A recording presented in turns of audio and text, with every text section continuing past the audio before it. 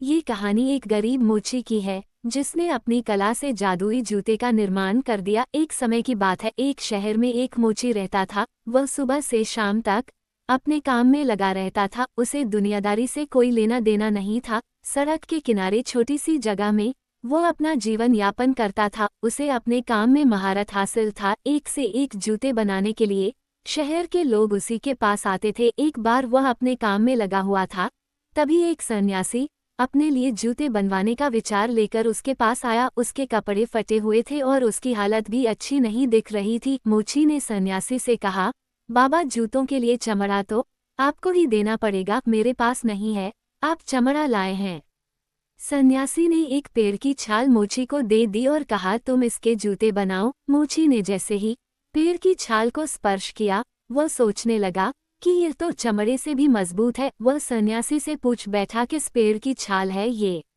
लेकिन सन्यासी ने उसकी बात का कोई जवाब नहीं दिया और मुस्कुराते हुए कहा, मुझे शीघ्र निकलना है, तुम अपना काम प्रारंभ करो। तभी मोची अपने कार्य में लग गया और कुछ घंटों की मेहनत के बाद मोची ने सन्यासी के लिए शानदार जूते बना देता है।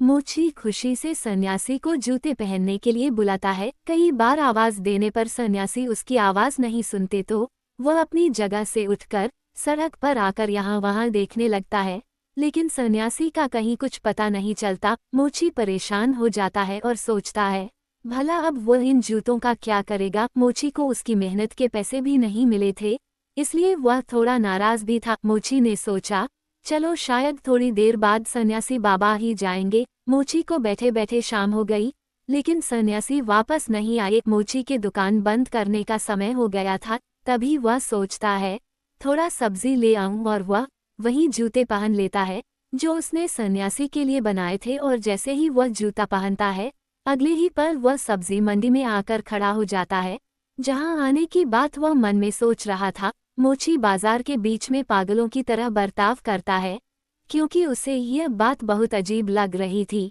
कि वह इतनी जल्दी यहाँ कैसे पहुंचा। वह सोचता है कि उसे तो सड़क के किनारे होना चाहिए, और अगले ही पल वह सड़क के किनारे खड़ा नजर आता है। अब मोची का दिमाग चलना शुरू हो जाता है। उसे समझ में आना लगता है, हो न हो ये जूतों का ही कमाल है, जिसकी वजह से वह पलक झपकते ही कहीं भी पहुंच पा रहा था। इस बात को साफ करने के लिए वो कई जगह मन में सोचता है और एक एक करके हर जगह पल भर में ही पहुंच जाता है। उसकी खुशी का कोई ठिकाना नहीं था, मानो उसने जीवन में सब कुछ पा लिया था। तभी मोची इच्छा करता है कि वो खूबसूरत घर में पहुंच जाए, और वह जूतों के चमत्कार से पलक झपकते ही वहां पहुंच जाता है। घर की सुंदरता देखकर वह खुशी से झूमने लगता है। ऐसा लगता है मानो ये घर उसी के लिए बना हो। वह डाइनिंग टेबल में रखे अखबार को उठाकर पढ़ने लगता है। तभी उसे अखबारों में दो देशों के बीच में जंग होने की खबर दिखती है, और उसके मन में जंग को पास से जाकर देखने का विचार आता है, और वह अपनी इच्छा अनुसार उस स्थान पर पहुंच जाता है जहां चारों तरफ से गोलियां चल रही होती है, बम फट रहे होते हैं। और जैसा ही वह जंग के मैदान में आता है, तो एक गोली उसके सीने में आकर घुस जाती है और मोची वहीं गिरकर अपना दम तोड़ देता है। मोची के बिना सोचे समझे किए गए विचार की वजह से उसका जीवन खत्म हो जाता है।